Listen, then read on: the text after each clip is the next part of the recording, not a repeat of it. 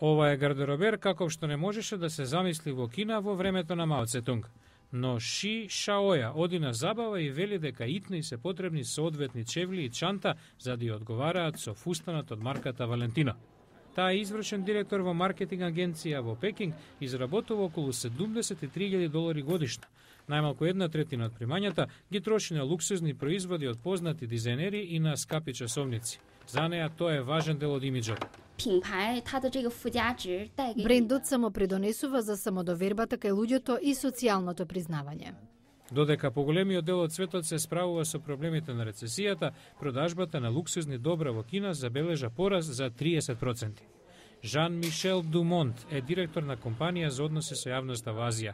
Вели минатата година кинезите потрошиле $9,4 милиарди на луксузни производи, претекнувајќи ги САД и веднаш по Јапонија, Кина стана втор најголем пазар за вакви производи. Ова е осликување на општествените промени, економските трендови во Кина воопшто. Контрадикторно е што иако Кина е дом на се поголем број милиардери, просечниот приход по глава на жител за популацијата од 1,3 милиарди и натаму е меѓу најниските во земјите во развој.